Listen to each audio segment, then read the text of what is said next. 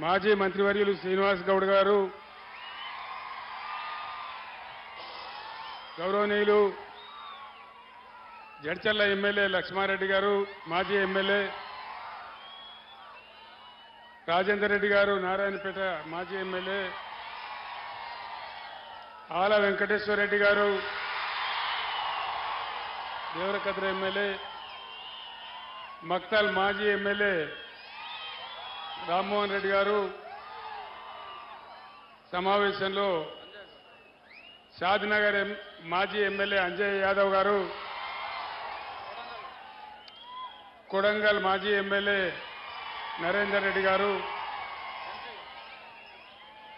ఈనాడు మీ అందరి ఆశీర్వాదం కోసం ఈ ఎన్నికల్లో బీఆర్ఎస్ పార్టీ అభ్యర్థిగా పోటీ చేస్తున్న గౌరవనీయులు మన్నే శ్రీనివాసరెడ్డి గారు, ఇంత విశేషంగా ఈ సభకు హాజరైనటువంటి అన్నదమ్ములకు, అక్క చెల్లెలకు నా నమస్కారం. ఈనాడు ఎలక్షన్లో 3 పార్టీలు నిలబడ్డాయి. ఒకటి బీఆర్ఎస్ పార్టీ, రెండవది కాంగ్రెస్ పార్టీ, మూడవది బీజేపీ పార్టీ. బీజేపీ పార్టీ ఈ దేశాన్ని 10 ఏళ్ల నుంచి పరిపాలిస్తూ ఉంది.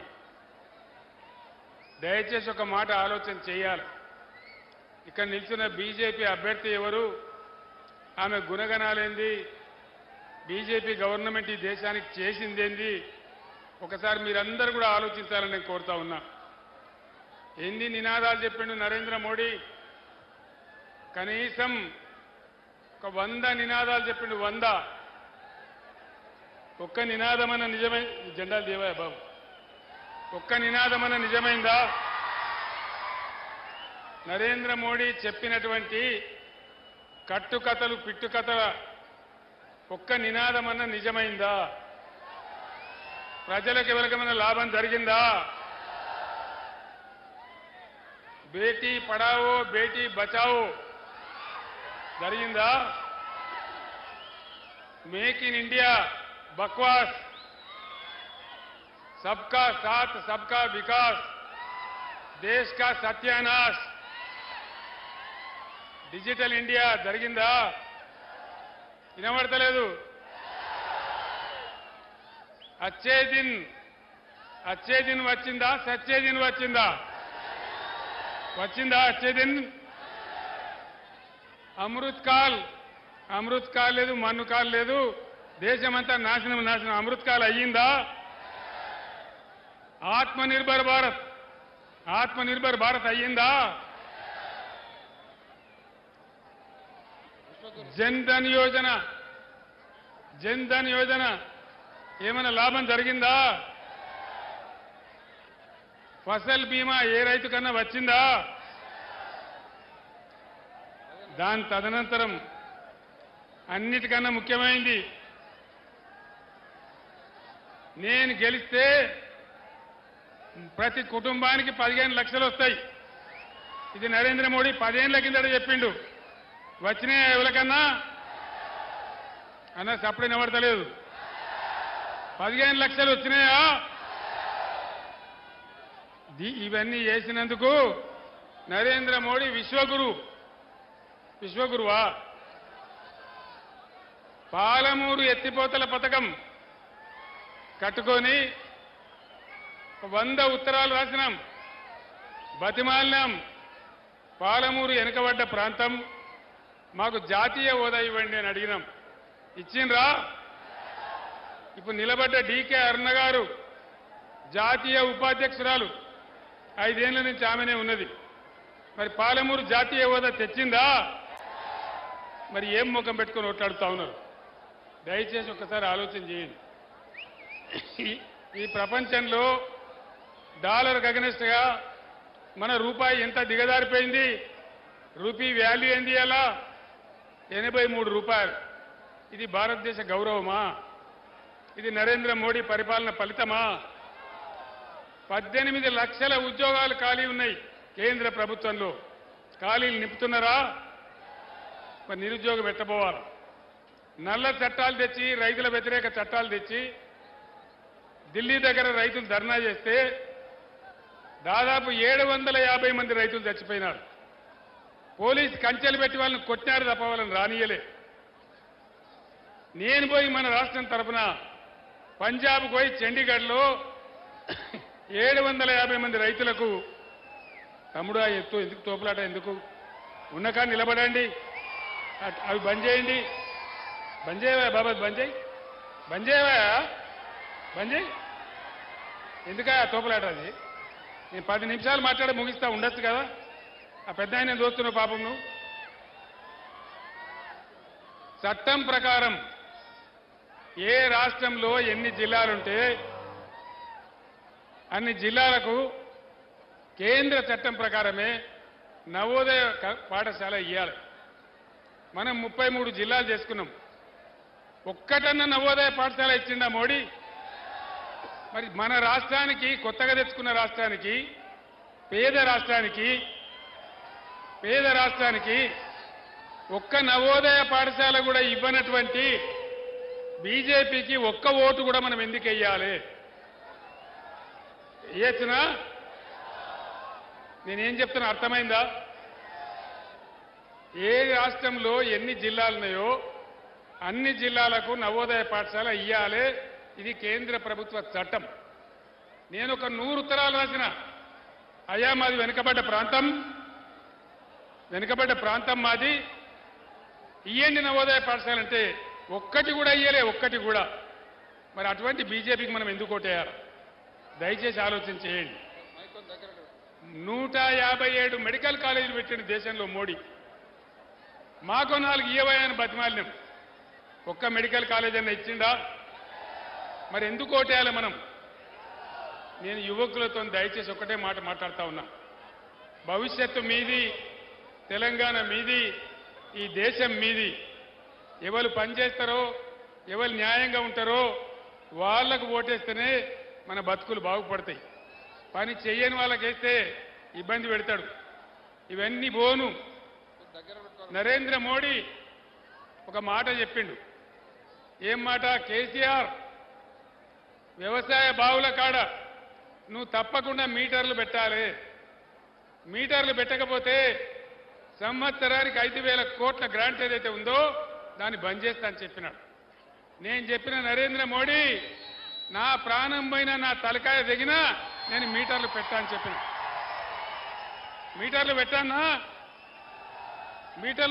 వద్దా అన్న? వినబడతలేదు. మీటర్లు పెట్టానా వద్దా? మరి అలా నరేంద్ర మోడీకి ఓటేస్తే జరిగేదేంది? నరేంద్ర మోడీకి ఓటేస్తే మేం మీటర్ పెట్టమని చెప్పంగా కూడా రైతులు మాకే ఓట్లేసిండ్రు కాబట్టి ఖచ్చితంగా మీటర్లు పెడతా అంటారు. ఇప్పుడున్న ముఖ్యమంత్రి చోటేబాయ్, నరేంద్రబాయ్, బడేబాయ్. చోటేబాయికి ఓటేసినా, నరేంద్ర మోడీకి ఓటేసినా ఒకటే. ఈడ చోటేబాయికి ఓటేసినా పెద్దన్న పెట్టమంటాడు, పెడతా అంటాడు. బీజేపీకి ఓటేసినా గ్యారంటీ పెడతారు. మరి మీటర్లు పెట్టించుకోవడానికి బీజేపీకి ఓటేయన్నా? పెట్టుకోవన్నా మీటర్లు? దయచేసి ఆలోచన చేయాలి. 7 మండలాలు మన ఈ గుంజి ఆంధ్రప్రదేశ్కి ఇచ్చిండు నరేంద్ర మోడీ. 400 మెగావాట్ల సీలేరు పవర్ ప్లాంటు కరెంటు ఉత్పత్తి చేసే కేంద్రాన్ని మనది గుంజి ఆంధ్రాకి ఇచ్చేసిండు. మరి ఇటువంటి నరేంద్ర మోడీకి ఎందుకు మనం ఓటేయాలి? తెలంగాణ ఉద్యమం మనం చేస్తుంటే ఆంధ్ర వాళ్ళు మన నీళ్లు ఎత్తుకొని పోతా ఉంటే ఇక్కడి నుంచి కాలువ పెట్టి వాళ్ళ ఆనాడు రఘువీరారెడ్డి పాదయాత్ర చేయడానికి వస్తే ఇదే డీకేఆర్ను పోయి మంగళారతులు ఇచ్చి, అయ్యా నువ్వు మంచిగా తీసుకుపోతున్నావు, మా తెలంగాణ నీళ్లు తీసుకుపోని మంగళారతి పట్టింది. ఈమెకే మనం ఓటేయన్నా? దయచేసి ఆలోచన చేయాలి. డీకేఆర్నకు ఓటేయడం అంటే ఏంది? వీళ్ళు మనకు అక్కరకు రాని చుట్టాలు. ఈ బీజేపీ అక్కరకు రాని చుట్టము, మొక్కిన వరం ఇయని వేల్పు, మోవరమున దాని ఎక్కిన బారిన గుర్రము, గ్రక్కున విడువంగవలవి అని చెప్పింది. మరి అదేవిధంగా ఎందుకు భారతీయ జనతా పార్టీకి మనం ఓటేయాలి? దయచేసి ఆలోచన చేయండి. మన కన్ను మనమే ఒడుచుకుందామా? మనకు విషయం ఇస్తే మనమే తాగుదామా? దయచేసి ఆలోచన చేయండి. నేను మీ అందరినీ ప్రార్థించేది ఒకటే, ఇవాళ వీళ్ళు వాళ్ళు అందరూ కూడా ఎవరు మనకేం చేయలే. ఇక కాంగ్రెస్ గవర్నమెంట్ 5 నెలలే వచ్చి ఏం చెప్పింది అన్నాడు, మాకు ఓటేస్తే మొత్తం నిమిషాల మీద క్షణాల మీద చేస్తామని చెప్పింది. రైతు బంధు వచ్చిందా అందరికీ? వినబడతలేదన్నా? రైతు బంధు వచ్చిందా? ఇగో ఇది కేసీఆర్ 5,000 ఇస్తాడు, కేసీఆర్ 10,000 ఇస్తాడు, నేను 15,000 ఇస్తా. వచ్చినాయా 15,000? 2 లక్షల రుణమాఫీ అయ్యిందా? గోవిందనేనా? గ్యారంటీగా. వడ్లకు బోనస్ ఇస్తాను రా, వడ్లకు బోనస్ 500 రూపాయలు ఇస్తాను రా. ఆడపిల్లలకు స్కూటర్లు కొనిస్తామన్నారు, కొనిచ్చిండ్రా? స్కూటీలు రాలే, కానీ లూటీలు అయితే వస్తున్నాయి. కళ్యాణ లక్ష్మి కేసీఆర్ బట్టి 1,00,000 రూపాయలు ఇస్తాడు, నేనైతే తులం బంగారం కల్పిస్తాడు. తులం బంగారం వచ్చిందా? ఎవరికి రాలే. మహిళలకు 2,500 వచ్చినాయా? ఆసరా పింఛన్ 2,000 పోయి 4,000 అయిందా? ఇవి కాకుండా మిత్రులారా, రెసిడెన్షియల్ స్కూలు పెట్టినాం. అక్కడ 4 విద్యార్థులు చచ్చిపోయినరు. అక్కడ విషాహారం పెడతా ఉన్నారు, దాన్ని చూసే దిక్కు లేదు. విద్యార్థులకు ఫీజు రియంబర్స్మెంట్ స్కీమ్ ఇస్తలేరు. 5 నెలల నుంచి రూపాయి లేదు. ఎట్లా నడవాలా? మనం అప్పుడు 20 లక్షల స్కాలర్షిప్ పెట్టాం, అంబేద్కర్ ఓవర్సీస్ స్కాలర్షిప్. 5 నెలల నుంచి బంద్ పెట్టినరు. ఎందుకు బంద్ పెట్టాలా? ఈ విధంగా ప్రతి విషయంలో మోసం, ప్రతి స్కీమ్లో దగా, అన్ని రకాలుగా మనం నాశనం చేస్తా ఉన్నారు. చేనేత కార్మికులు ఉన్నారు, వాళ్ళకు రూపాయి ఇస్తలేరు. థ్రిఫ్ట్ స్కీమ్ బంద్ చేసిండ్రు. 50% రంగులు, రసాయనాలు, నూలు బంద్ చేసిండ్రు. మొత్తం అన్ని రకాలుగా చాలా భయంకరమైన బాధలు పెడతా ఉన్నారు. నేను అనేది ఏంటంటే, నా ప్రాణం ఉన్నంత వరకు నా కళ్ళ ముందటనే తెలంగాణని నాశనం చేస్తామంటే కేసీఆర్ యుద్ధం చేస్తాడు తప్ప నిద్ర ఓడు అని చెప్పి నేను మనవి చేస్తాం. ఆనాడంతా కష్టపడి నా ప్రాణాలకు తెగించి నేను చచ్చిపోయినా పర్వాలేదని ఆమరణ నిరాహార దీక్ష చేసి మీ అందరి తోడుగా నేను ఆనాడు తెలంగాణ తెచ్చిన. తెలంగాణ నా కళ్ళ ముందటనే నాశనం అయిపోతే చూస్తూ ఊరుకోవన్నా? యుద్ధం చేద్దామా? చూస్తూ ఊరుకుందామా? యుద్ధం చేద్దామా? కొట్లాడదామా? అందరు దయచేసి తయారుగా ఉండాలి. ఎటువంటి పోరాటానికైనా యుద్ధం చేద్దాం.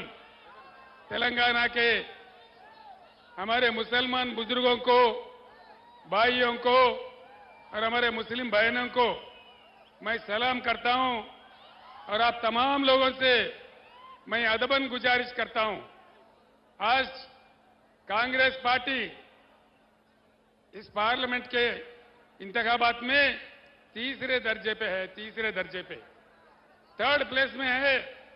महबूब नगर में भी बीजेपी का और बीआरएस का टक्कर है,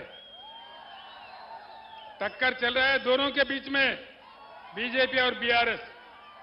कहीं आप लोग गुमराह होके कांग्रेस को डालेंगे तो बराबर बीजेपी जीत जाएगा। क्या महबूब नगर में बीजेपी को जिताना है? रियासत तेलंगाना में आज तक हम सेक्युलर सरकार चलाया, आज तक हम सेक्युलर रहे और जान गया परवाह नहीं, हम सेक्युलर ही रहेंगे। माह रमजान बहुत बड़ा मुकद्दस महीना होता है, मुबारक महीना होता है। हर रमजान में मैंने हमारे गरीब मुसलमान भाई और बहनों के लिए तोहफा भेज रहा था। क्या इस बार रमजान में तोहफा मिला? क्यों नहीं मिला? क्या वजह है? इसके पीछे कौन है? ये क्या इंसाफ है? आप लोग जानिए, हिंदुस्तान में पहली बार, पूरे हिंदुस्तान में पहली बार हमारे मसाजिद में अजान देने वाले मौजम साहब को और हमारे तमाम लोगों को नमाज पढ़ाने वाले इमाम साहब को पहली बार हिंदुस्तान में हमने तनख्वाह दिया। किसी ने दिया? कभी कभी देखा हमने तारीख में? किसी के पास दम मत नहीं था, डरपोक लोग थे। यही कांग्रेस हमारे से पहले 50 साल हुकूमत किया, क्या उन्होंने दिया?